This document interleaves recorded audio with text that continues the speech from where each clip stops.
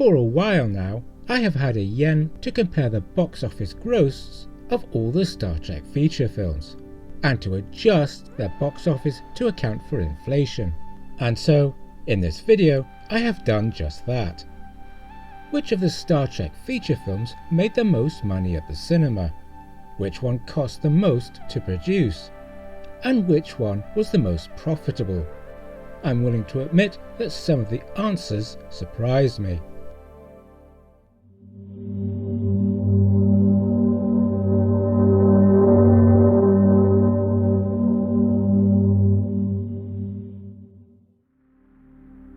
My sources for the budgets and box office grosses include TrekCore, Wikipedia, and Box Office Mojo.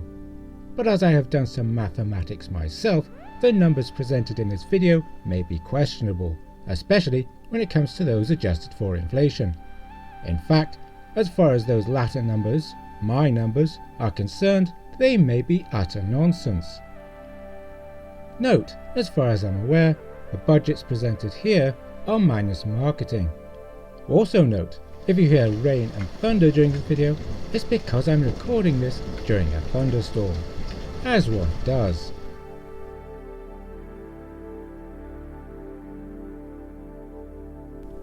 The 13 motion pictures, 6 with the original crew, 4 with the Next Generation, and 3 out of the Bad Robot stable, give us the following numbers unadjusted. Star Trek the Motion Picture was released in 1979 and achieved a domestic gross of $82.2 million. Box Office Mojo reports an international gross of a mere $69.6 thousand, which may or may not be a typographical error, as the total worldwide gross was reportedly $139 million. I calculate an international gross of $56.7 million.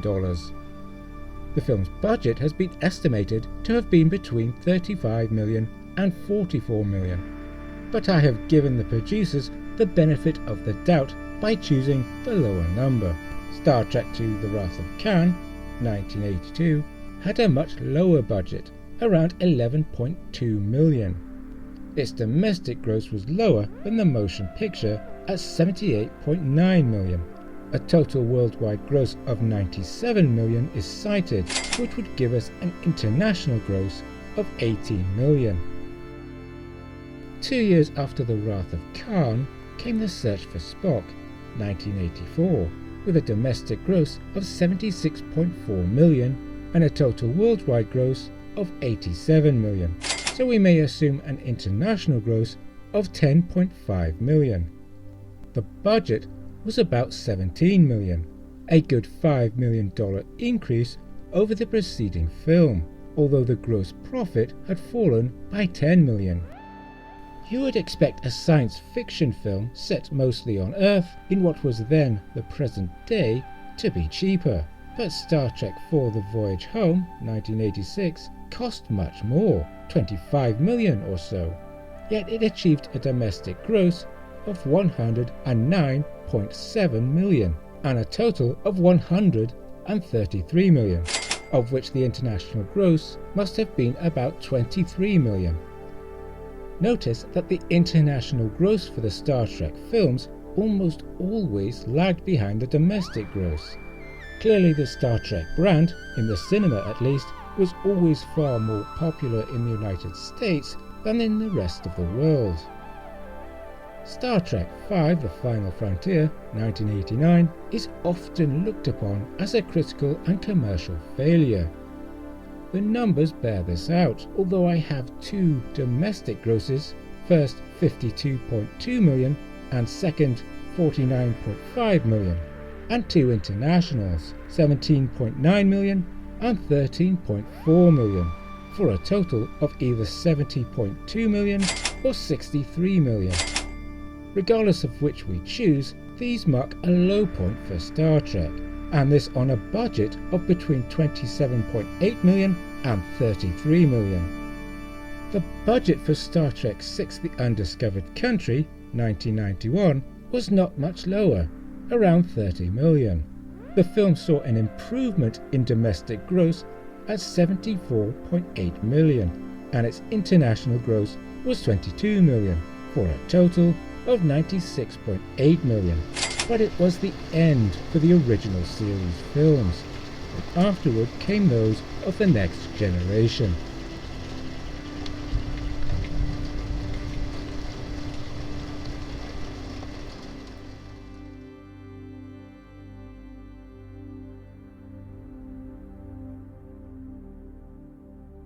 Released the same year as the final series of the next generation, Star Trek Generations 1994 managed to match its predecessor in domestic terms at $75.6 million, but it nearly doubled that film's international gross, achieving $42.4 million for a total of $118 million. Its budget, though, was slightly higher at $35 million. It seemed the worldwide cinema-attending public were happy to continue the Star Trek cinematic franchise, and so the next film, Star Trek First Contact, made its appearance 2 years later in 1996. This one did well, a domestic gross of $92 million and an international gross of $54 million, for a total of $146 million. Very nice, although it carried a budget of $45 million. The budget for Star Trek Insurrection 1998 was much higher, $58 million.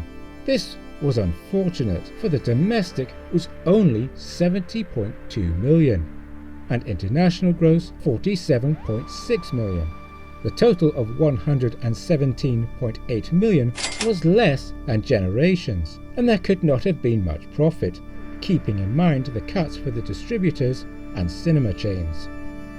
Perhaps the old adage about odd and even-numbered Star Trek films would hold true for Star Trek Nemesis 2002.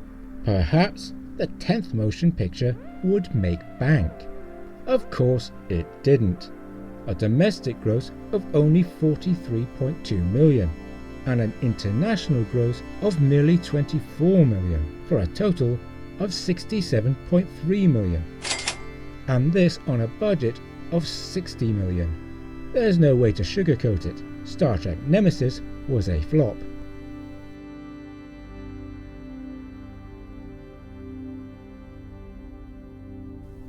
The Star Trek films by Bad Robot were reportedly made using an alternative license. Whilst I could call them Alternative License Trek, for the purpose of this video we shall call them Bad Robot Star Trek, and I will try my best not to call them Bad Reboot. The first warped into cinemas in 2009 as simply Star Trek, and it was big budget, some $150 million. Its domestic gross was $257.7 million, and internationally it grossed $127.9 million, for a beautiful total of $385.7 million. Nice. It was followed 4 years later by Star Trek Into Darkness 2013, which was the first Star Trek feature film for which the international gross exceeded the domestic gross. Its domestic gross was $228.8 million, and its international gross was $238.5 million, $9.8 million more than it made domestically. Its total worldwide gross was $467.3 million, more than the 2009 film, more in fact than any other Star Trek film. However, its budget was bigger, $190 million. The budget for the follow-up, Star Trek Beyond 2016, was slightly lower at $185 million, so surely this third film made a great deal of money. Well, not as much as the first two. The domestic gross was $158.8 million, and the international was $184.6 million, for a total of $343.5 million.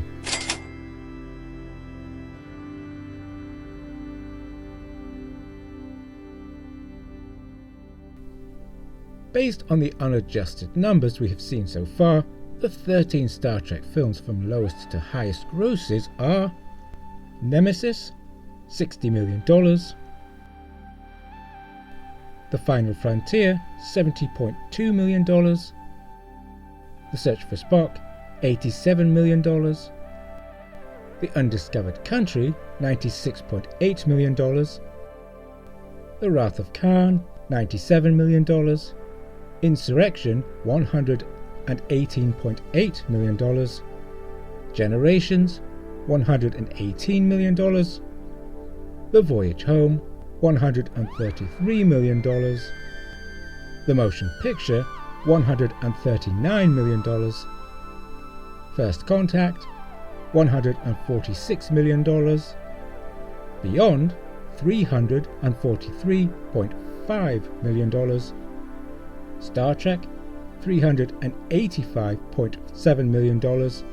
And finally, Into Darkness, $467.3 million. These grosses, though, are nonsense. As we are discussing 13 feature films released over a period of 37 years, we must adjust for inflation. Let's start with the bad robot films.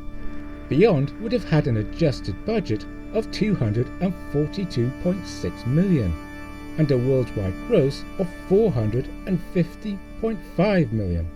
Into Darkness would have brought in $631.5 million, but to an adjusted budget of $256.7 million. The 2009 film, simply Star Trek, had a budget, the 2024 equivalent of which is $220 million. Phew. But it brought in a worldwide gross of $565.9 million. But then we come to Nemesis, the last TNG film. Oh dear, a budget of $104.9 million and a worldwide gross of $117.8 million. The adjusted gross for Insurrection is $227.5 million, with a budget of $112 million, so not great. First Contact had a smaller budget at $90.2 million and would have made about $292.9 million. Generations in our adjusted dollars would have had an even smaller budget at $74.3 million and a worldwide gross of a tidy $250.7 million. The final original generation film, The Undiscovered Country, would have had a budget of $69.3 million, but its worldwide gross in 2024 dollars would have been $223.9 million. Less healthy was The Final Frontier, with a worldwide gross of $159.9 million, assuming we take the $52.2 million unadjusted, and a budget of $70.5 million. Adjusted, the budget for The Voyage Home would be $79.8 million. Its worldwide gross was a happy $382 million. Cheaper was The Search for Spock, with an unadjusted budget of $51.5 million. Today its worldwide gross would be $263.6 million, a less profitable movie. Compare that budget with the $33.5 million of The Wrath of Khan. The filmmakers managed to produce a well-regarded classic and the equivalent worldwide gross of $316.4 million. And finally, the budget for the motion picture. Adjusted to 2024 dollars would be $151.7 million. Its worldwide total would be, according to my numbers, which must be wrong as it's really quite high, $602.7 million. So, let's look again at our chart. From the lowest to the highest grosses, adjusted, Nemesis, $117.8 million, The Final Frontier, $159.9 million, The Undiscovered Country, $223.9 million, Insurrection, $227.5 million, Generations, $250.7 million, The Search for Spock, $263.6 million, First Contact, $292.9 million, The Wrath of Khan, 316.4 million. The Voyage Home, 382 million. Beyond, 450.5 million. Star Trek, 565.9 million. The Motion Picture, 602.7 million. And Into Darkness, 631.5 million. Of course, these are my own numbers, so my calculations may be so far off the mark as to be in orbit around Jupiter.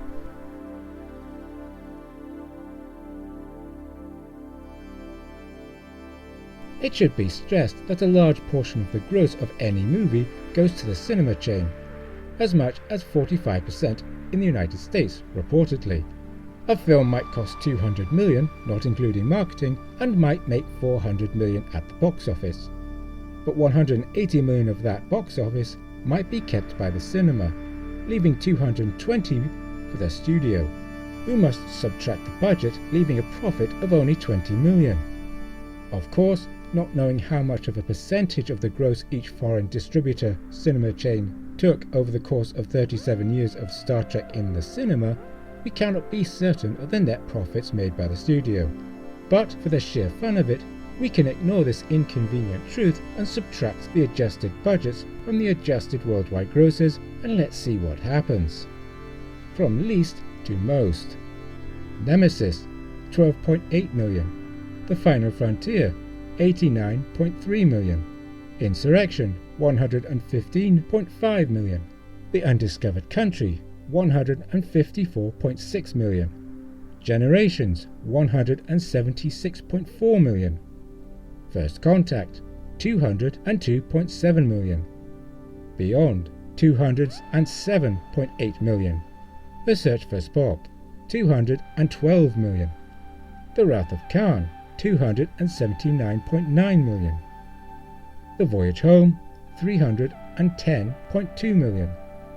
Star Trek, 345.8 million. Into Darkness, 374.8 million. And finally, the Motion Picture, 450.9 million. Interesting, assuming of course that my numbers are correct. Whilst I have tried my best to be accurate, I may well be wrong, and looking at the adjusted gross for the motion picture, I cannot help but wonder. But I hope you have enjoyed this video, or at least didn't hate it.